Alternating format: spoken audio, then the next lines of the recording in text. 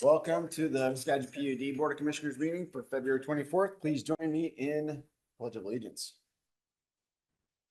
I pledge allegiance to the flag of the United States of America and to the republic for which it stands, one nation, under God, indivisible, with liberty and justice for all.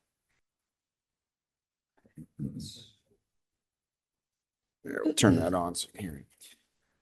All right, well, I would be looking for a motion to approve the consent agenda items 1, 2, 3, and 5. I move to approve consent agenda items 1 through 3 and 5. Second. Motion and a second, all in favor? Aye. Aye. Motion carries. Thank you. All right, we will now transition into audience comments. If you're in the room, please make your way to the podium. If you're online, please use the raise your hand function. Look at the list there. All right. Seeing none, let's move on to the next phase, old business. What do you think, Kevin? I think we should do general manager's report. Oh, general manager's report, sorry. That work? That's old It is business. old That's old business, business. so Yeah, it's it's good, in yeah. there. Old business, general manager's report. And that's All right. Works. All right, well, good afternoon. General Manager Sadoo's in Washington, D.C. He went on the Waputa fly-in. And while D.C. didn't get all the big snowstorm, he says it's awfully cold back there.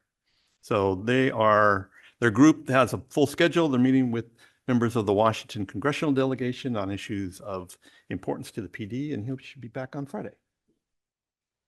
On the legislative front, also our 2 state capital budget requests, the water treatment plant generator and the Panorama Reservoir project did not appear in either of the House or Senate budgets. So unfortunately, it doesn't appear we're receiving any state funding for those 2 projects this year. However, on a more positive note, the Panorama project was selected for a conditional award of $725,000 in pre-construction funding from the Washington Public Works Board. So that helped a little bit. Then we'll shift a little bit to real estate services. We're currently soliciting statements of qualifications for firms with the experience and resources needed to assist us in the leasing and sale of commercial property. So we're looking for somebody to help us find a tenant. So that closes on March 6th. So hopefully we'll get some good qualified candidates for that. And then on outreach, we have last Wednesday from 4:30 to 6, we hosted an open house at Hillcrest Lodge. We're for property owners in the Hillcrest Park area, because beginning in mid-April, we will be replacing aging water lines throughout their neighborhood. And the event gave residents an opportunity to ask questions and address any concerns. We had some hot dogs. I think that brought some people out. And there was a good appreciative turnout. So that was good to get in front of those people. How did we contact and invite members of that part of the community? We had a mailing list and we mailed to everybody in that area that would be affected on the thing. So, yeah. And then we asked people, because sometimes the list isn't perfect, to talk to their neighbors. And so we did. Yeah, it was a good turnout. People had a lot of questions. Yeah. Yeah. How long? How long? What do they do? Yeah, right. And then finally, on the education outreach front, we recently hosted AP environmental science students from Mount Vernon High School up at the Microhydro project on East Division. And we were able to talk to them also about the installation of the new Microhydro project at on their campus and the EV stations. So that was good to have the students up there. We have a teacher that we work with, and she's brought the students the last couple of years. And they had a lot of good questions. They also had a lot of questions about career opportunities, and our distribution department guys, Ryan was there. They had lots of questions about education and about their jobs. So they did a really good job. Yeah.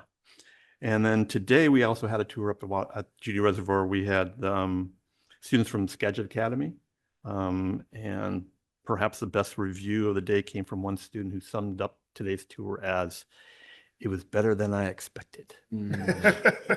Exceeding expectations. Yeah, yeah. So we did well. It was a beautiful day up there. It was cold, but I think that was our first tour of the year for the kids. So I think our next ones are in May. And that's what I have tonight for our general manager's report. Good. Questions for Kevin? All right, you're off the hot seat there. Great. Now let's talk engineering. Right, thank you. Yeah, just a compliment to a couple of staff who worked on the Hillcrest project. Mike Benton, Josh Brady, and Chris Smith did a great job up there, just talking to the residents, showing plans and kind of welcoming them. Michelle Peters also helped out with the hot dogs and refreshments. So Kevin showed up and was smiling, which was great. We had about 25 people, which is maybe, I don't know, we sent Better than out you thought. 250 letters, but it was great because the neighborhood, just talking to the people, you could tell that they're a pretty tight neighborhood. They're going to talk and, share stories and, kind of go through the experience together. So setting that off on the right foot is really good. So we have our engineering update. I know it's the only thing on the agenda. I think this is about the third time this has happened to me, and I appreciate the time to just talk about our projects. Beginning of the year, we just like to kind of sum up what we've done. Oh, there's a thing here.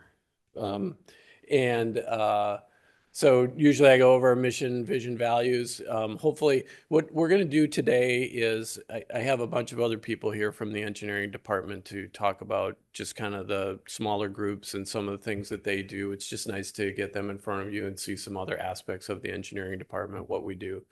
And hopefully throughout their presentations, you'll see some innovation in what we're doing and some of our core values and people who are representing the district well. So I just wanted to, every year, we start off the year with a capital work plan, and we set objectives. So this is what happened in 2025. We were able to complete these projects, and we were able to install, roughly 12,000 lineal feet of pipe. It was a pretty big year. We had a number of different projects. And then, of course, we also finished the upgrade of the W1 pump system. So next year, we don't quite have as much pipe work planned. We have one large project, mostly up on Hillcrest. We've got a couple of coordinated pipe infill projects that our crews will be mostly working on. And then we have some other goals for recoating the storage tank at 9th and Highland. That's been on our list for a long time. We've been unclear whether it's an operation project or an engineering project or a CIP, and we're going to knock it out this year. We've got someone who's dedicated to that. We've got the Division Street Bridge pipe painting project. And then we're going to hopefully complete the backwash pump replacement. We've got a design consultant on board for that. And then start another couple of big projects. We've got the generator up there that we're looking to replace. We've got the disinfection system that's going to be a new building. We're going to work on replacing that. We hope to get into construction on those projects. We're not going to finish them in 2026. They'll finish in 2027. And then the panorama tank, of course, is another large project that we intend to start this year. But so other things that that's really all I'm going to present. And then other things we're going to talk about, DSL and our growth projections and water use. We've got Courtney here doing cross connection control. Bill Truman's going to talk a little bit about the development group and what they've been doing. And Court is here to just give you a little information on GIS. So right now, if you have any questions for me, happy to answer those, or we can do it at the end. But Mark Sumrall will be up next.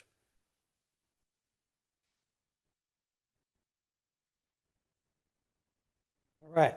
So I get to talk about DSL, which stands for Distribution System Loss, as well as I'll update you on some of the planning data that we collect annually with regards to our water system planning. So every year we have to, we must estimate our distribution system losses for for our Judy water system as well as all our satellite systems. And we've completed this analysis, as you could see, and it's summarized on this table. We do need to meet our water use efficiency goals, which we covered in the workshop back in 2024. And so that goal that we had set back there was to keep our 3-year running average below 10%. As you can see on this table, the last column is our 3-year rolling average for this year now. And you can see all our water systems are below the 10%. So we're meeting that goal at this point in time. Next, I want to show is just more of a detailed look at our Judy system and using the standard water balance. As you can see here, each column is the same amount of water, just divided into different buckets to kind of give you some insights as to what our water looks like. So if you look at the very far left column, column 1, that's the different sources that go into our water system. As you can see there, 99.9% of our sources come from our Judy water treatment plant, and only 0.1% comes from the city of Anacortes. So we're pretty much almost exclusively using our water to provide water to our customers. If you look at the third column, you can see there that we do export about 1.3%, and those go to our two wholesale customers, one on Fur Island and one out at Samish Farms. So that takes 1.3% of our water goes there. The remaining 98.7% is available in our own distribution systems for our own customers. And then if you look at column 5, you can see a breakdown between revenue water and non-revenue water. So 89% of all water we put into the system goes to generating revenue for the PUD. The other 11% is what we consider non-revenue water. Now, some of that water is considered, it's accounted for, and it's used primarily by ourselves for things like filter backwash, main flushing, things like that, is water that we use that we can't recoup from a revenue standpoint, but we account for it. But then there's also the water losses is also in that number. So that covers the water balance specifically for Judy's system. And so it's a good report. Now I want to move into some of the more data that we've been collecting, just with regards to just planning for our water systems. So back when I was presenting the water system plan a couple of years ago, back in 2024, talking about population forecasts, I mentioned at the time that the Office of Financial Management, who makes population projections for Skagit County, as well as all the counties in the state, they typically, for Skagit County, overestimate population growth. And so their last projection was done in 2022, and it covers the period from 2025 to 2045. And so there you can see those as being on the right-hand side of this, this chart that you're seeing in front of you. So now we have the first data point. We have actual estimates for 2025, and you can see it up in the yellow box. So the 2022 forecast was to be at 136,028 people, but the 2025 estimate is now only 134,600. So again, they overestimated by about 1,400 people in Skagit County. And so we'll continue tracking this as we go forward. Now, this is important to us because meter sales are directly proportional to population growth, as we found out. So this is, again, another chart that I originally showed you a couple of years ago when we were working on the water system plan.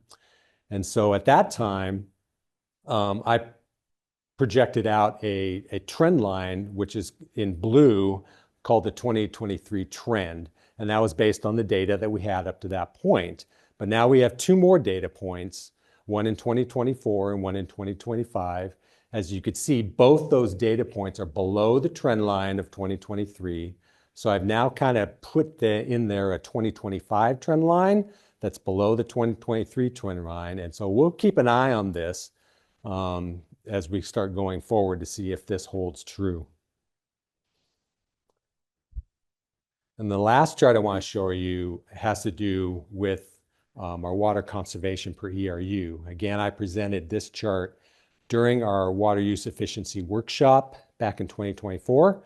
As you can see, it's clearly a downward trend through the years that our customers are getting more efficient with their water. They're both doing it through active conservation as well as just passive conservation, just that they're replacing fixtures with better water use fixtures, things like that. So we have, again, 2 more data points that we put in there. As you can see, you can just barely see them. They're basically 2024 and 2025 data points almost fall exactly on that big solid blue line, which is the middle of our projection for where we think this is going to go for the next 20 years. So again, those 2 data points line right up with exactly what we predicted. And of course, we'll continue monitoring this every year. So that's what I have to present. If you have any questions now, I can cover those now or later, depending. Loss. Mhm. We set our own percent loss for our water systems plan. Is there a minimum that the state or federally? So we set it to the DOH minimum We did, or okay. the DOH requirement, which is 10%. Mhm. So, but our Judy system runs around 9%. All our other satellite systems, they're much newer systems and they run much lower than that. So, okay.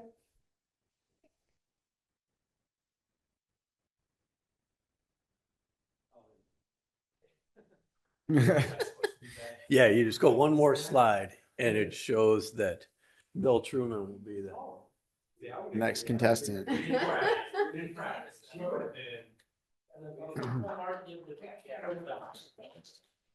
Well, I didn't practice any of it, so. The big arrow. Good afternoon, commissioners. So yeah, I'm going to talk about a few more items, the accomplishments and from 2025 and projects we were working on. Early in last year, we updated our purchasing policies. It's been a while. It's been over a year now. And I wanted to highlight that again to bring it as a refresher. So the state legislature had changed a number of aspects of primarily regulations as they relate to the small works roster. And so we had to go through an update to that policy. And the table on the right, that's a snapshot of our AP&P that resulted from that.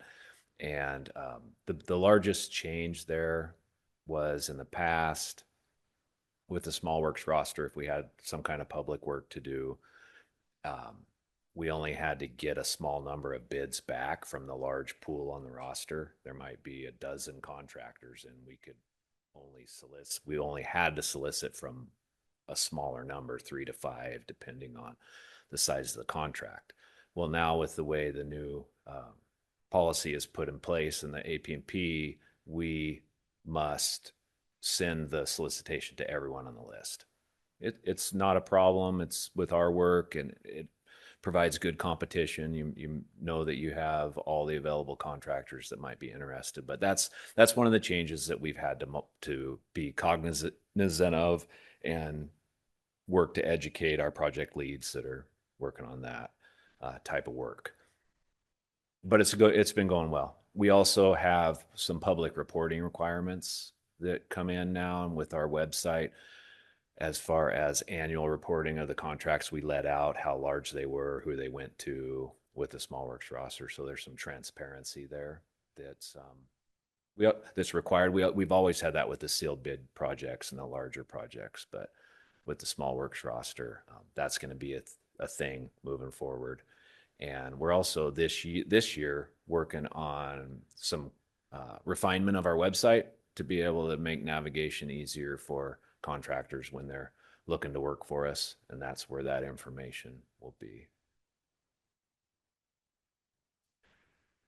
I was going to talk a little bit about water rights too. As you know, that's something that comes up throughout pretty much every year.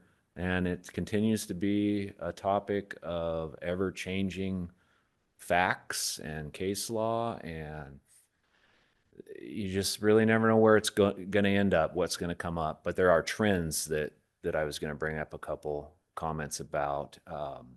a reminder, last year, a big success for us was the Marble Mount water right. We had a permit for that water system. That water system was put in place around 2007, and we had a water right permit at that time. And that came due a couple years ago, and we've been working with Ecology to, at first, we were only requesting to extend the permit for more time to continue growth because the Marble Mount water system is still growing. There's still homes being built up there. But during discussions with Ecology, we were able to come up with an agreement to go ahead and take that water right to the certificate, which is the final perfected, is the term use, condition of that water right, which is a good thing. And we acquired that late last year. So we have approval from Department of Ecology for that request. And so that's final. The only thing we're waiting on is the formal certificate. We will get that from them at some point this year, and that gets recorded with the county auditor. And it's a good thing. It's good news. And as you know, we've been continuing to transfer water rights to the irrigators, the 3 irrigators, and that's going to be a continued conversation this year. But it went well last year. We had our new meter systems and online monitoring portal that the tribes and the regulators and the PUD can go to, and that all worked without a hitch, really, very smooth. And that's our system that is the same system we're using with the Badger meters, so a lot of just real consistency for us. Not, we use so many different platforms. It's nice when you get to use the same one for something new. And then the last one on that I was going to bring up, on the upper right, there's a little excerpt out of a letter that the Washington Water Utility Council sent to Department of Ecology. And we track that. We participate in that council. It's under the umbrella of the AWWA. And that council stays very active in rules and regulations and ecology. Just wanted to bring up a reminder again of, there's some level of uncertainty with the water world, water law. It's ever changing. And there are some concerns that we have as municipal water suppliers.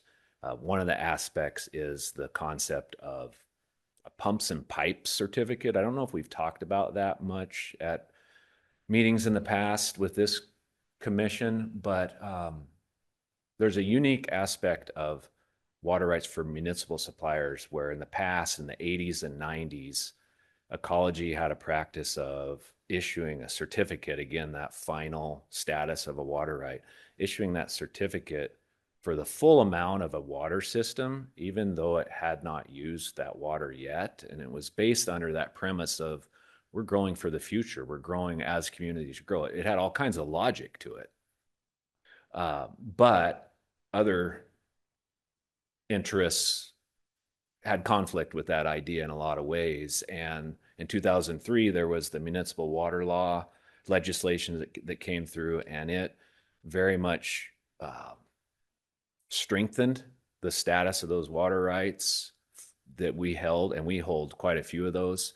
And it worked to clear up some of the ambiguity around that. And it actually even went through court after that and was still reinforced in those court cases. But Department of Ecology still takes steps sometimes that make us concerned. And one of the places where that's at is, you have the RCWs that the legislature puts in place, and then agencies like Ecology develop law in the WACs.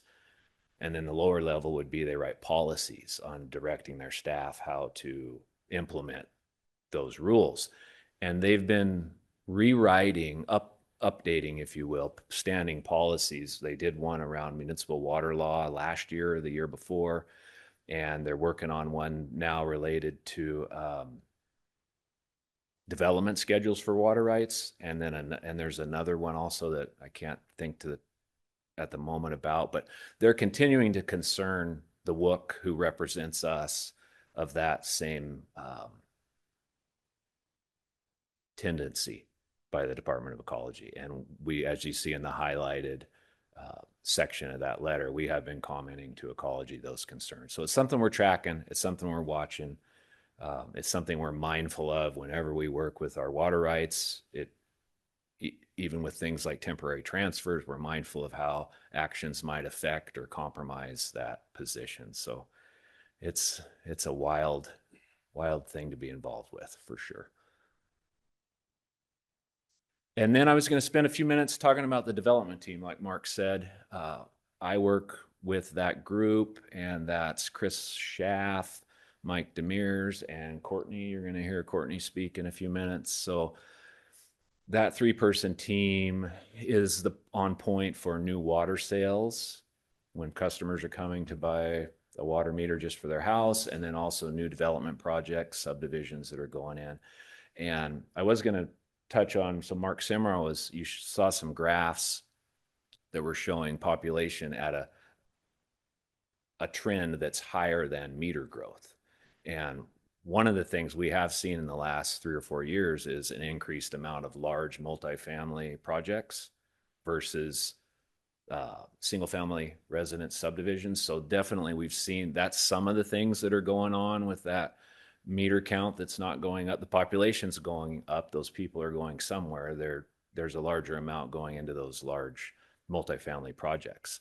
But there still are several housing subdivisions I was going to highlight and bring up if you're not aware of already.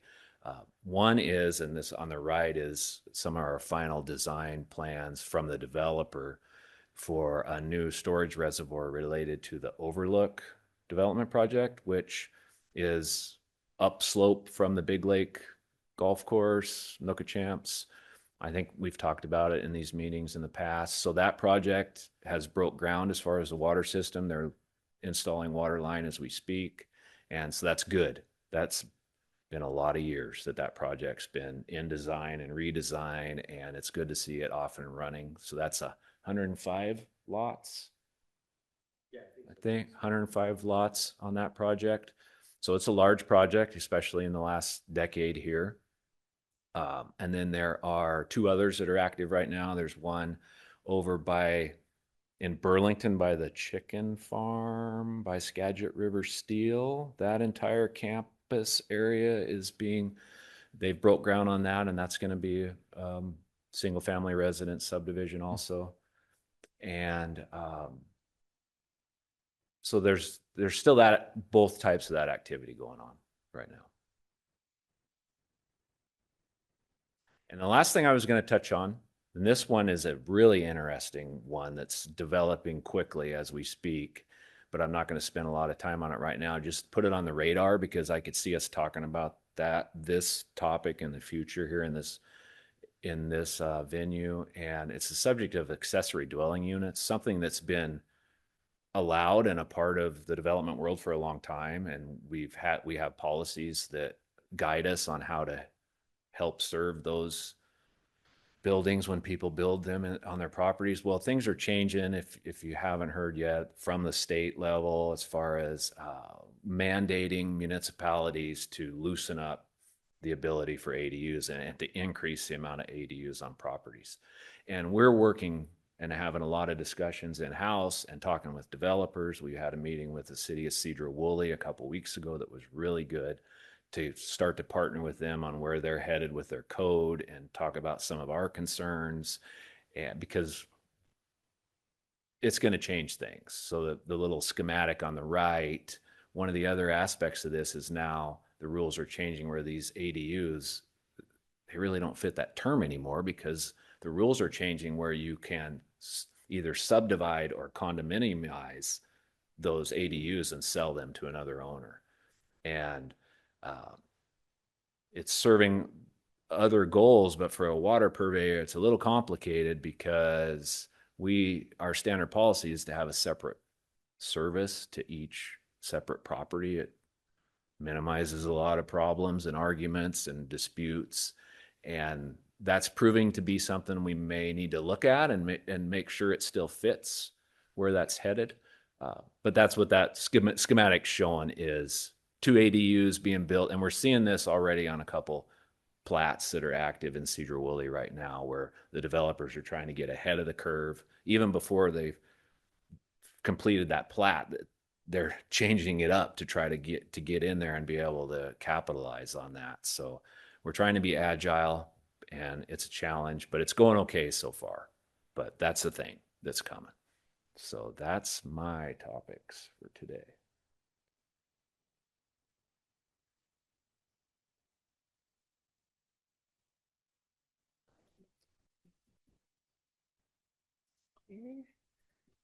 Okay, so good evening, commissioners. My name's Courtney. I work in the development team, engineering department, and oversee our cross-connection control department. Typically, if the less you're hearing about my job, the better. Normally, if you're hearing about it, it's probably not good news, but it's definitely still good information to keep in mind and go over. So I'm going to kind of just cover some very general cross-connection control information, talk about what it is, why it's important, what we do at PUD, and kind of where we're headed as a program. So a little bit of background: in the 70s, federal state Safe Drinking Water Act was passed and required that public water systems are responsible for protecting against contamination. A couple years later, the Washington Administrative Code was established, and that provides the minimum requirements for how water systems are required to protect from contamination via cross connections. And PUD has our own cross connection control policy manual that clarifies what our local requirements are and our enforcement schedule for our specific system and how we are implementing the minimum requirements in the WAC. So this is kind of just a illustration showing the complexity of some water systems, and a cross connection is defined as any actual or potential physical connection from a potable supply to a non-potable supply that you don't want cross-contaminating. And there's two different hydraulic scenarios where that can occur, and backflow happens, and backflow just being the undesirable reversal of water going in the wrong direction. And there's two different hydraulic scenarios that can cause that. One being what's called back siphonage, and that's where if the pressure in the main is lower from either a main break, kind of shown on this, or a firefight, it can actually pull water backwards. So if it happens to be connected to something non-potable, it can siphon that water back, get into the system, and then it's redistributed. The other hydraulic condition that can occur is back pressure, and that's to where something downstream has a higher level of pressure than the supply, and it can push the water backwards. So if there was like a pump or something on the downstream side, elevated piping causing a higher level of pressure, even if we're at good pressure in the main, if they have higher pressure, that water can push backwards. And why that matters is our mission at PUD is to provide high quality water services at an affordable price. And if there were to be a backflow event or any sort of contamination, it can cause illness and spread disease. And if there were to be a backflow incident, it's very costly to everyone involved. Lots of labor costs if there's water quality concerns over investigation, additional water quality testing, equipment, administrative tasks. If somebody does get sick, now you're getting into some legal fees or medical costs, all things that you want to avoid. Because ultimately, if there were to be any sort of backflow event, you lose a lot of public trust. So having a good cross-connection program that implements all that really just helps with overall perception and public trust that we want to keep our water clean and keep the water that we serve clean. So what do we do to protect against that? There's two different types. There's multiple types, but mostly in our area, there's two main types of backflow prevention assemblies. They're just plumbing devices that get installed in line and only allow water to go one direction. So the first one shown here is a double check valve assembly, also called a DCVA or DC. It has a closed body. It has two internal spring-loaded check valves that if water's flowing, they're open, it's good. If it senses water trying to go backwards, those check valves are designed to close and ideally stop water. But the way this type of assembly is installed, if there was a piece of debris or something in one of those check valves, there is still a chance that one or both of those could fail and water's still going to get past it. So these are only really approved, a lot less common on low hazards, to where if whatever downstream does manage to get back from a failure, whatever's coming back is only going to cause odor, taste issues, nothing that's going to get anybody sick. The other higher level of protection is a reduced pressure backflow assembly, also called an RP or an RPBA.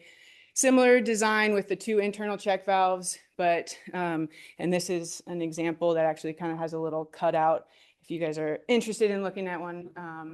But it offers a higher level of protection because it has a pressure sensing relief valve at the bottom. So even if one of those check valves were to fail, that relief valve will open, water will dump from the bottom of the assembly, and it's not going to get back upstream and contaminate anything on the potable side. They do offer a higher level of protection, but because of that relief valve and how it's designed, they have to be installed above ground. So where that assembly is not going to get submerged, or that relief valve is not going to get impaired and not be able to do its job.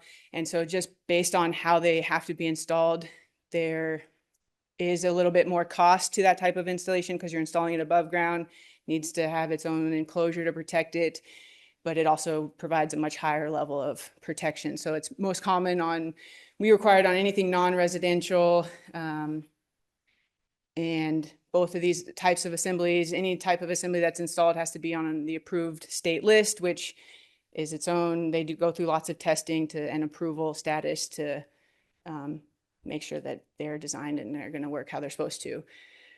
And so as a water purveyor, our jurisdiction ends at the point of delivery, which is the water meter, and anything downstream of that or inside the building falls on the authority having jurisdiction of the plumbing code. So the building officials, the cities, we work with City of Mount Vernon, City of Burlington, City of Cedro, and Skagit County. They're the authorities having jurisdiction inside. Our jurisdiction is kind of out by the meter. So because of that, we're what's called a premise isolation system, where we want, and is shown here, we want that backflow preventer basically right at the meter. That way, everything downstream is isolated. We don't have jurisdiction inside and things change. And so it's just kind of the highest level of protection and stays within our jurisdiction.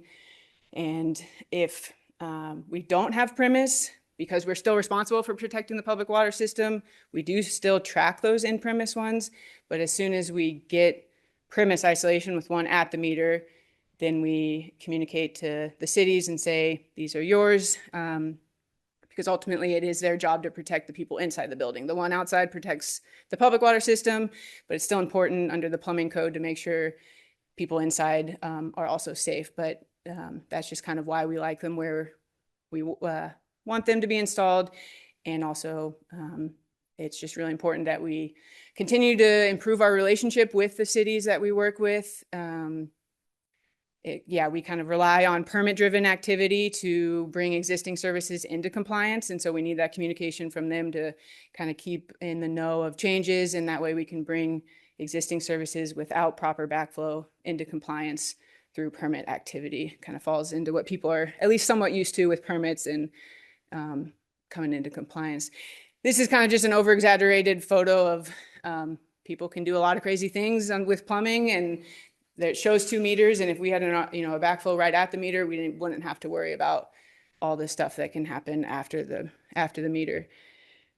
And so to help with that, the installation of a backflow can also often be an unexpected cost to customers. So we have an incentive program that provides some financial reimbursement for existing customers, existing services that are installing a new backflow. So, and this is kind of the money that we've spent so far. In 2020 is when it first started, and the maximum amount reimbursable per customer was $2,300. In 2020, that would cover, a lot of them were coming under that $2,300. So it was covering most of the install for a customer. They would install it, provide cost documentations, we would reimburse them for that. And then as the years go on and price, labor, materials kind of increase, most of the people that were applying were paying more and getting the max. So every reimbursement was almost that maximum amount, and they were also still paying more. So because of that, trying to trend with the goal of paying for most of it and also keeping up with inflation. In 2023, we increased the per unit reimbursement up to $3,500, and kind of shows that we're helping the same amount of customers but spending a lot more, but still a lot of customers that we've helped pay for the install, and it definitely makes just that whole conversation easier, and it helps improve our relationship with the cities of they invite us to the permit, tell us about the permit activity, and it just kind of lessens that, or makes that conversation a little easier of, hey, by the way, you have to do this, but we'll help pay for it. And if you want to voluntarily do it, it also helps get compliance done a little bit sooner of, if you want this, you got to do it now. And it's definitely helped with getting some better enforcement and just overall buying in that it's important and we're willing to spend money on it. So it's really helped with that. We've made a couple little flyers that we pass out and give to our customers to also just help with education and get the word out there that there's some money available to help with that. And let me go back. One thing that's not shown here, we also have an agricultural rate that's available. The criteria being that you're zoned, the water service is serving a property that's zoned farm and ag through Skagit County. And then if you're in compliance with an RP at your meter, you meet both of those, you can qualify for our ag rate, which is a couple dollars cheaper. I think in 2025, it's $4.31 per unit of water, which definitely over time is, for the bigger agricultural water users, saves them a lot of money. And it's a category that's the state and PUD considers and requires an RP. So it just helps with getting them properly protected as well. Agriculture is the biggest category that we currently have in our area, just as our county. And then it's also, we probably only have about 75% that are properly protected. And we know that because the Office of Drinking Water requires that all water systems submit an annual summary report. It's 3 different pages and probably a dozen different categories that go through a lot of different questions of how many assemblies do you have? What types of facilities are you serving? What are your enforcement actions? And we have to do that every year. And this is just kind of a clip of our total number of assemblies. So that's premise and in premise. There's still ones inside that we're tracking. And so over the years, we've gotten more assemblies, and over the years, our testing percentage has also increased, which is good. It takes a lot of administrative effort we send out multiple notices. They get a first, second, third, and then I'm doing a lot of phone calls and emails and site visits, knocking on doors before I send out that final notice. But ultimately, if we don't hear back or they don't comply, our policy and enforcement is to disconnect water service. We avoid, I think last year, I was probably at around 200 third notices going out, did a bunch of calls and emails, got that list down to about 50 that got a final notice, and then a lot more calls and site visits, and only we're left with 10 that actually got disconnected. And a lot of those were majority irrigation meters where my letters may be going to an HOA or a black hole somewhere and nobody's answering the phone, and it's just an irrigation meter. So we turn it off and it stays off because and water usage is 0. So not a big impact there, but it's off, it's locked. We control it. If they want it back on, you got to test. And a couple others were like the vacant properties where nobody's doing anything. And so ultimately they just got their water shut off. And then a couple that got it shut off, called that same day, didn't know, didn't hear, get it tested, get it back on. And we're off to the next. And then hopefully they don't show up on that list again, because it kind of just keeps that communication with our customers and why it's important. And just always trying to continue that trend of making sure 100% is the goal there. And kind of just to wrap up a little bit about where we're going, we definitely want to improve our streamline our administrative tasks with our automated notices and work with our testing schedule to kind of accommodate and make that a little bit easier.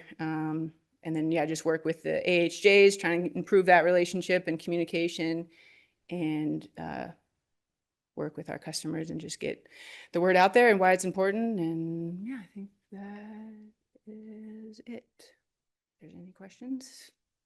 Thanks. Thanks. you. Okay, next is the other way. Court over GIS. Do you want to bring your flute? Yeah. There you go.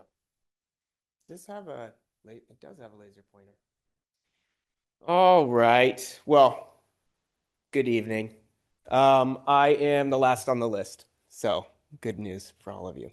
So I'm just gonna hit a few highlights on what the GIS and Asset Management Group have been up to.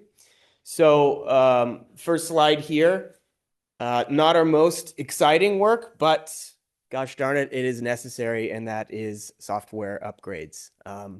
So we handle our software upgrades, almost all of our software upgrades in-house, which is very good. It helps us save some money, and I also find that it allows us to have a better understanding of the inner workings of our software. So when things break, we can fix it ourselves rather than having to call for help and get a bill. So towards the end of last year in October, we upgraded our enterprise GIS software. It runs on all these different servers. So we upgraded from 10.9 to 11.3. So the numbers across the bar are the different software versions. So in about every 3 years, we go through this upgrade process. So in about 2028, we'll be doing it again. And the dashed line there, that's the international symbol for uncertainty, I believe. So the white space between the dashes is, as that's more, you're more uncertain on the timeline. So we got medium certainty there. Yeah, so that's the GIS software. Moving on to our asset management software, we're gearing up right now to do an upgrade. And so we have to kind of leapfrog our GIS software and our CityWorks software so that we are not doing it all at the same time. So right now we're going through planning. The current version we're on is 15.89, and we're going to move to 23.14. So it'll take us probably 2 or 3 months to get this done, to go through planning and testing and implementing it. But then the next upgrade we'll be looking at for CityWorks, the name is going to change. So CityWorks was purchased by a company called Trimble. And so they're changing the logo and changing the colors, and they're wrapping the software in different colors to make it look different. Behind the scenes, it's pretty much the same. But, of course, they're going to take the opportunity to change how the licensing works and all that type of stuff. So right now we're just doing some research and talking to others and hearing how that transition from CityWorks to Trimble Unity is going for everybody in the industry. We completed building out an inventory of our raw water pipeline. So basically our intakes and our raw water lines that run from the SRDs and the streams in the Cultus Mountain watershed down to our plant in the Judy Reservoir. So that was an inventory about 87 isolation and control valves and 49 vaults. If Jay was here, he'd get very excited about that.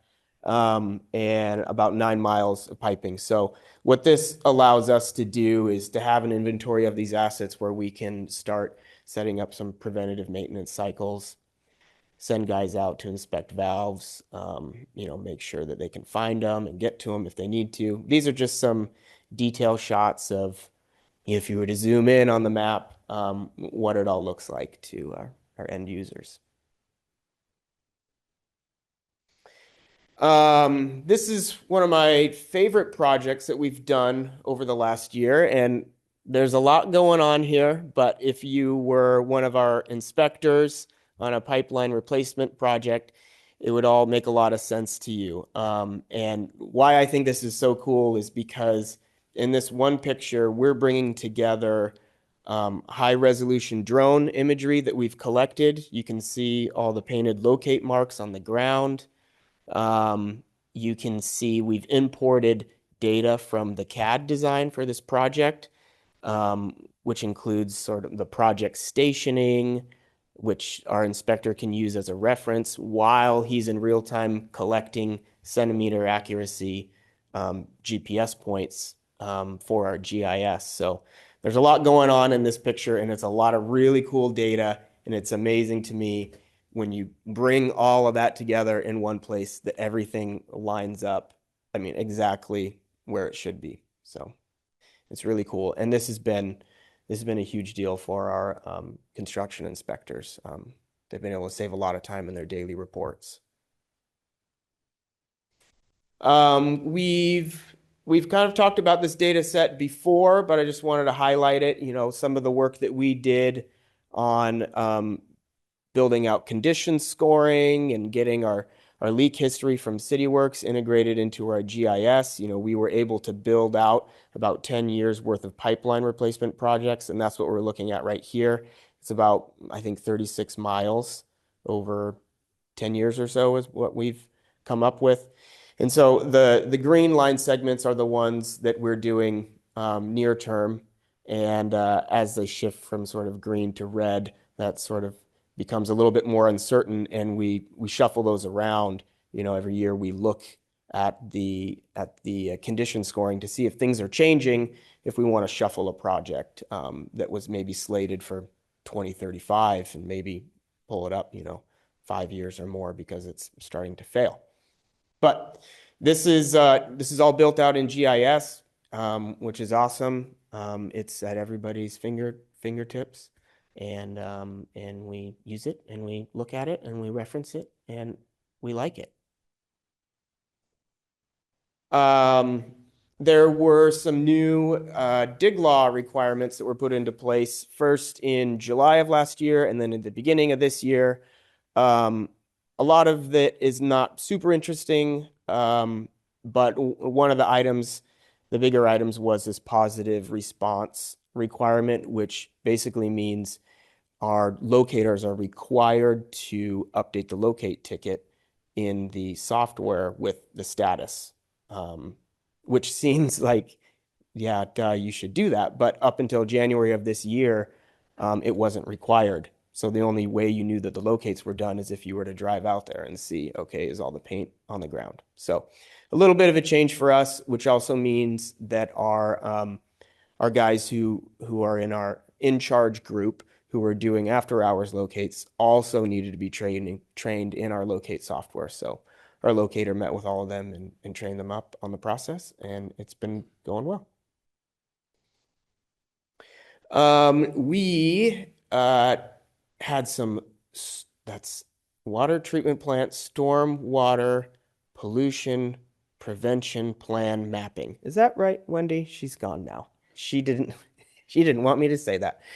And so this is a project that Wendy is helping the plant out with, and it has to do with ecology and stormwater prevention, pollution prevention. I don't know anything about that part, but all I know is that we needed to build out an inventory of our stormwater control features and assets that are at the plant so that we can include it in the plan. So thankfully, Sean Carson, who works on my team, used to work at the county, and he's very familiar with stormwater control. And so he was able to go up there and march around in his rubber boots and take a GPS unit and build out this beautiful map that we could use in the plan. That's it for me. Do you need this back? You want to close it out? Yeah. Closing comments? Yeah, just thanks for listening, and it's nice to be able to, share with you what a lot of our staff does other than just the capital work. There's a lot going on. So thank you. Good update. Yep. All right. Thank you. All right. Well, that concludes our old business. We lack new business. We have lots of information. Commissioner comments? Anything for the good of the order? None for me. None for me. Also none from me. Great. Well, with that, we will adjourn at 5:24.